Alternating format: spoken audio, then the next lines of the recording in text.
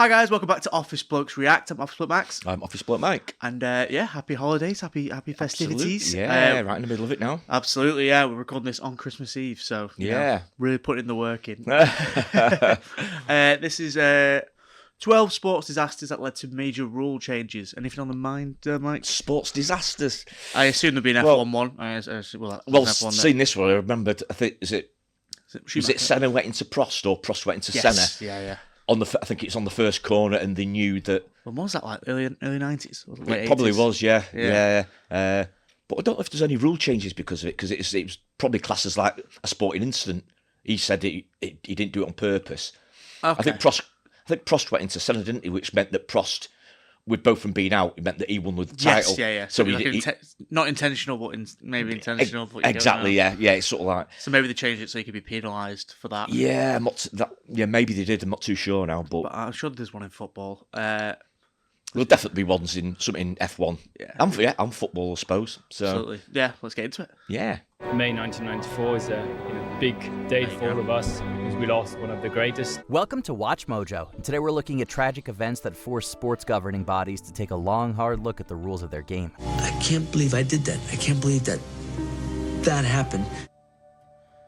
Heysel Stadium disaster. This was an absolute worst-case scenario when it comes to football stadium oversight. In total, 39 people died at the Heysel. The Brussels arena had failed safety inspections prior to the disaster and was very clearly in need of some major overhauls. However, on the night of the 1985 European Cup final between Liverpool and Juventus, rioting English fans caused a crowd rush and a wall collapsed, killing 39 spectators and injuring an estimated 600. The first real troubles began by the fence between the Liverpool fans and Block Z. It was 6:30.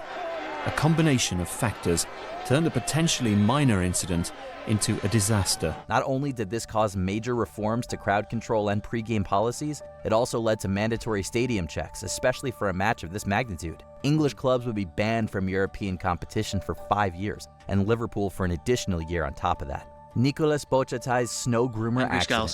The 1991 Swiss speed skiing champion was poised to make a major impact when the sport was demonstrated at the 1992 Winter Olympics. However, during the warm-up before the finals, he went airborne over a bump in the course and crashed directly into a snowcat snow grooming machine. He died instantly as he hit the vehicle. This was the third death in the history of the Winter Olympics at the time, but it was enough to force the event's organizers to make some changes. Snow machines weren't allowed on the courses at the same time as athletes, for one thing, and it's crazy to think that wasn't already a rule. And speed skiing was never adopted as an official Olympic event. Phillip Hughes' neck injury. On November 25th, 2014... Interesting, more than that. The Winter Olympics is such a weird one, because it's just... I think half the events you go, that's dangerous. Like, like bobsled, skeleton, stuff like that. You're zooming down massive tubes. Even just like the downhill in general, even if it's not speed. I mean, they're still absolutely going at a massive pace. The massive ski jumps. And the jumps, of course. Like, you mess that up, like, you're breaking something. Like, absolutely, it's big injuries, isn't it? Yeah, it's ridiculous. Like, but to be fair, it doesn't. Again, it's the third death, but I'd be surprised what the other two are in terms of what for. Yeah.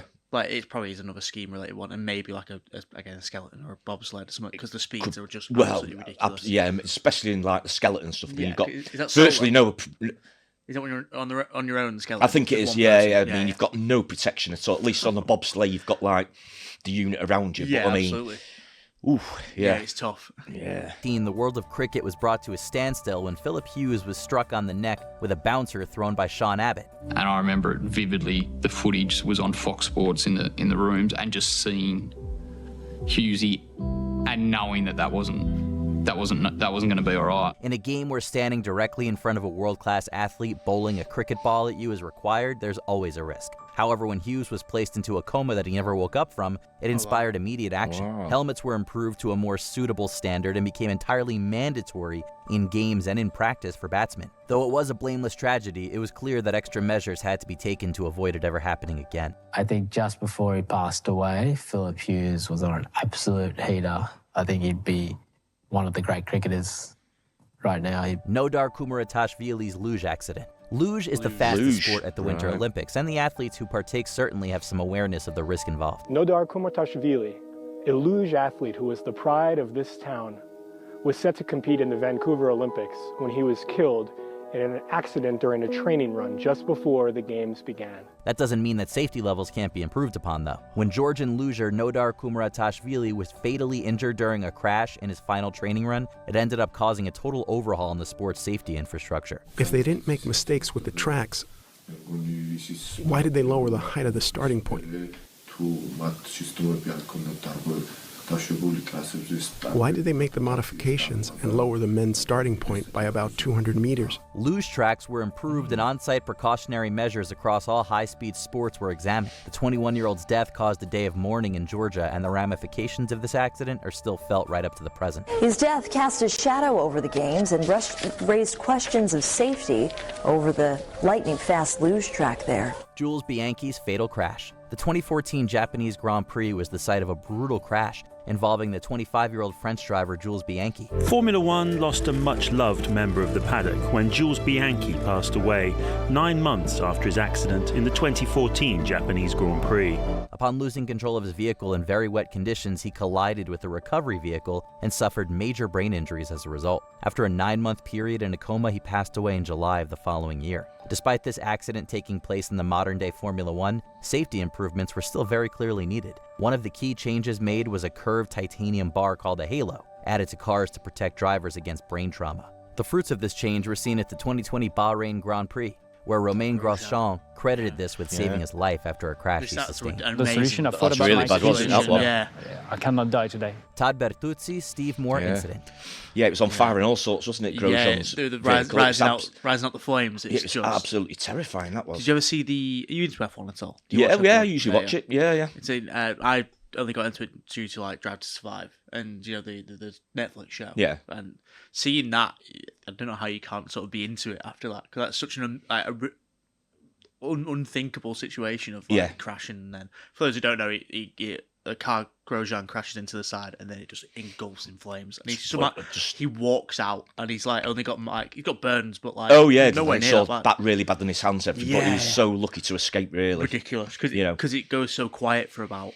It's like a minute. And that's with all the modern sort of like safety features and. What was it like 6-7 years ago, 8 years ago, something like that? I don't think it was that long ago, was it? Was it like 2018? I thought it was about 3 or 4 years ago because that's when they had the halo on. I don't think the halo's been going that much longer. So I'd say about 3 or 4 years ago. I missed it there when it said when the accident was, but because remember, I don't think it's that long ago. Yeah, I remember seeing the clips of Hamilton and everyone watching as it happens, and going, "Oh my god!" Yeah, no, it's terrifying. But F1's one of those sports where you just go like, you can put so much safety on it, but if you hit a wall at a certain speed, I mean, you're crumpling.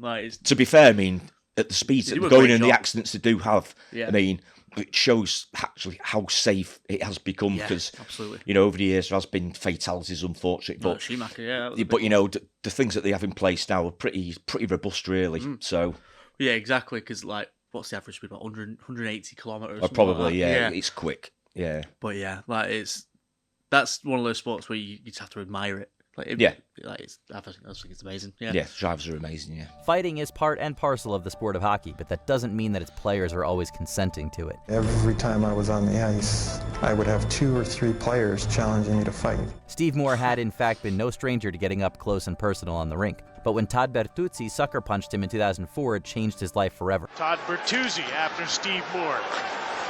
Grabs his shoulder, having a little chat with him, grabs his sweater, gives him a whack, and piling on in that rainy collision, and everybody's into it. Now we get a line brawl. Not only did he go out cold from the original punch, but he then landed face first on the hard ice before being piled on by a number of other players. He never played the game again. This led to much tighter regulations on retaliatory violence and introduced stricter automatic suspensions for intent to injure plays. In a lot of ways, it just seems like it was yesterday that I was playing, and then in other ways, I feel like this has been going on for a long time. To this day, fighting still has a place in hockey, and that may never fully change. Dale Earnhardt's fatal crash. Strange. NASCAR before and after the death of Dale Earnhardt were 2 different sports. Dale Earnhardt bidding for a second Daytona 500 checkered flag, and what he hoped would start a season to win a record 8 points championship died in a last lap crash. When the legend crashed his vehicle on the final lap of the Daytona 500 in 2001, it was a real shock to the system. Earnhardt, over the course of his 26-year career, was regarded as one of the greatest drivers in NASCAR.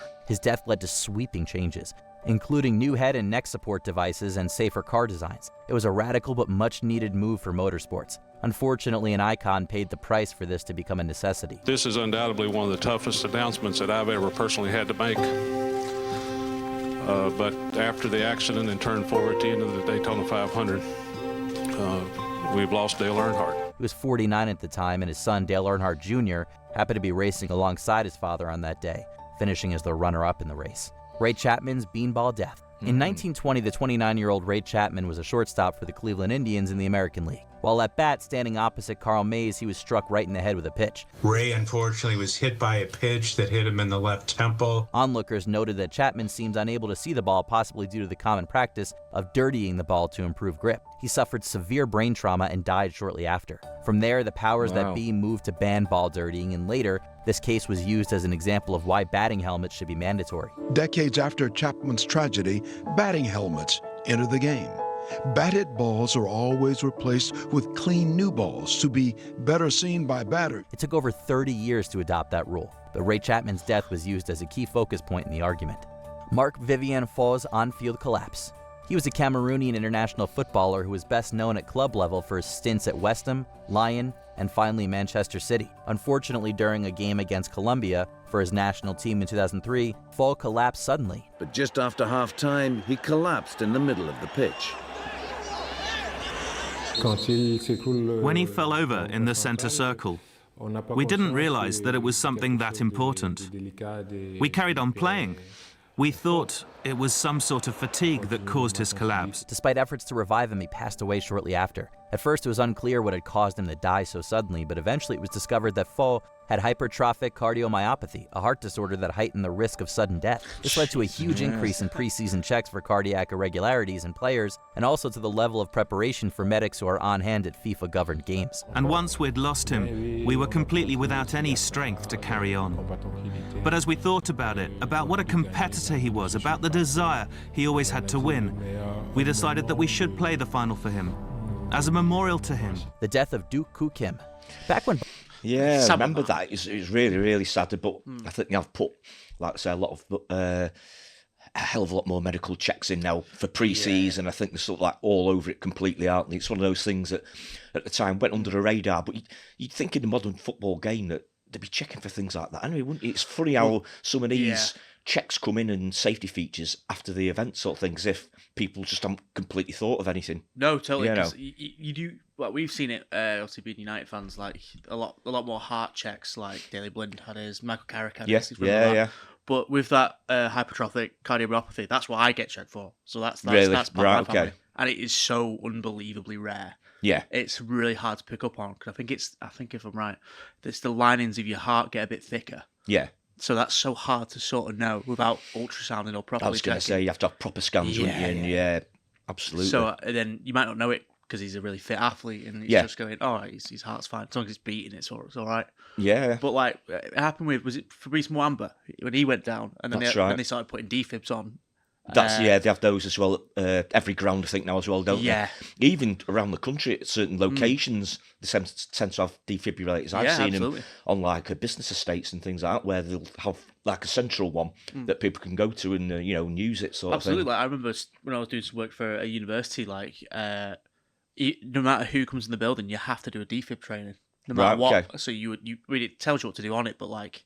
To make sure you do it so everyone is well aware how to use a defib because it's that important. Oh, it is. It's a huge thing, isn't it? Yeah, like I say, I think they have them at like supermarkets and things like that as well. Absolutely. So it is a huge thing. I think one of the reasons is because of what happened in football. Some of the footballers going out, like say, fit young men, then something like that happening out the blue. Absolutely. Like Christian Eriksen at Christian Eriksen, of course. The Euros. Yeah. And that just happened out of nowhere. And then boom, you just don't know. But that happens a lot to footballers where you just. Either it's just impossible to pick up on or it's not checked. It's certainly something in the past that it just wasn't checked for clearly, but I think nowadays a lot more checks involved, isn't there? So. Yeah, absolutely. It's so sudden. It's like it's so hard to sort of comprehend. So it could just happen to anyone at any point. Absolutely, yeah. Boxing fights were contested over a 15-round period. Those championship rounds used to get extremely ugly. You start to see the physical manifestations. Their faces become red. There's a cut on Mancini's ear. And then Kim's face has become a grotesque mask by that 13th round. The health of those competing in the ring was not at the forefront of most promoters' minds. However, when Duke Koo Kim lost his life in 1982 after a 14th round KO defeat to the legendary Ray Mancini, it sparked reforms that would change the sport forever. If you ask us, it was long overdue. Boxing is about watching fighters competing at their best, and 15-round fights took years off many great careers. Boxing changed forever.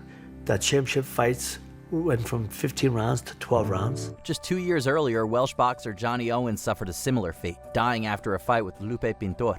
The deaths of Ayrton Senna and Roland Ratzenberger. One weekend at the Imola circuit in 1994 would be considered the darkest time in Formula One history. And today we've lost, arguably, the greatest talent of his generation. After a high-speed crash at Tamburello, Ayrton Senna is dead. The first tragic moment came when Roland Ratzenberger had died during a crash in the qualifying round. Just one day later, Ayrton Senna, one of the sport's defining stars, lost his life when he crashed into a concrete barrier. So it's been a dreadful day, and the loss of Ayrton Senna is really tough to comprehend. These two back-to-back fatalities caused a huge upheaval in Formula One's safety standard. At first, there were changes to the rules around pit stops, then major changes to the tracks and even the vehicles themselves. A truly dark time for motorsports in general.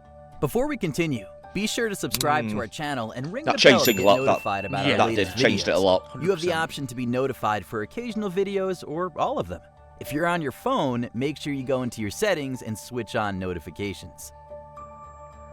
1955 Le Mans disaster. Sometimes it takes a truly horrific catastrophe to happen before precautions are taken seriously, even if they seem like common sense.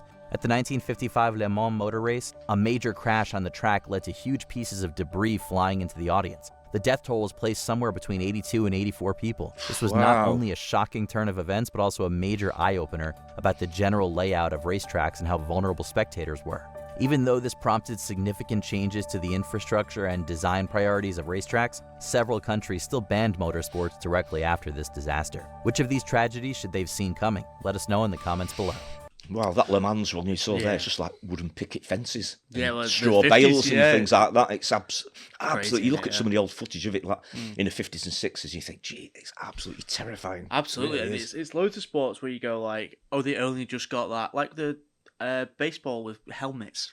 Yeah, you're getting launched 100-mile-an-hour balls. Absolutely, yeah. Oh, we might need helmets, but There's got to be a risk that you're going to get hit in the head by one. So it's like again with cricket as well. Like that's how that came in so late was really weird. I don't think it was mandatory at the time, was it? I think with some fast bowlers, I think some players chose to wear helmets anyway. Yeah. But even so, sometimes they weren't adequate, or Especially sometimes had visors well. on where the ball would actually go through the visor, or could fit through. Yeah, Then they had to narrow that and put, grills on and things like that. It's just so crazy that because you think it's common sense, but when you just used to not doing in some sports, there's always going to be a risk. Yeah, of course. It just is, motorsport, contact sports, things like that. There's always going to be an element of risk. We've got to make it as safe as possible. But you think these days they'd be able to sort of like preempt it a little bit better than they used to be able to. It seems to be.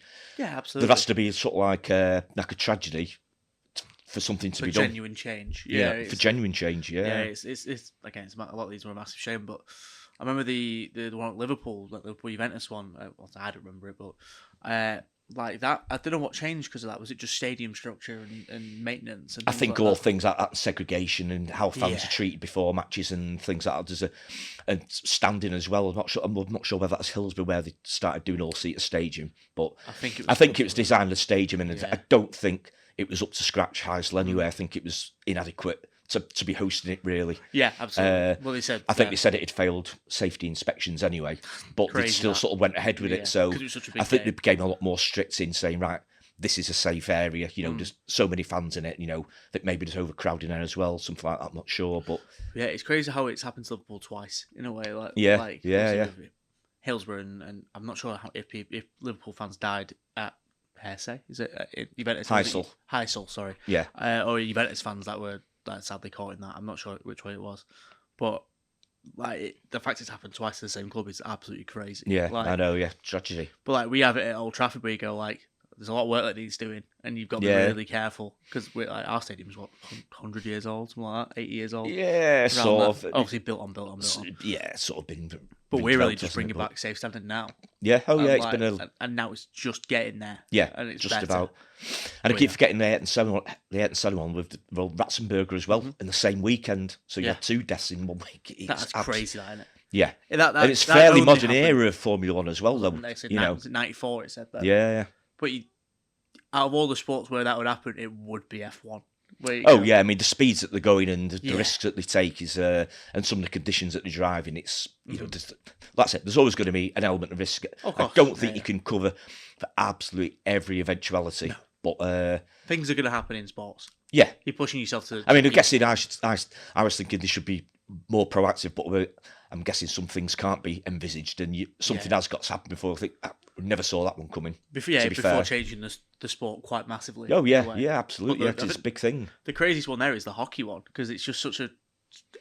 In terms of it's just such an embedded part of the sport. Oh, of course it is. Yeah, it just happens all the time, doesn't it? They'll have genuine goons that are just part of the team just to. I know, it blows my mind that it's actually like that. That it's expected, and they actually do it on purpose, and the referees or judge or whatever they're called, they just stand back and let them get on with it. Exactly. It's like crazy. I think we did a video on it when that the British guy, Canadian guy, I think in Nottingham got his neck. Because of the blades there. Yeah. You think it was Adam Johnson, I think, where you let people fight and they have blades on the feet. I know, so anything if you accidentally kick someone, it's like.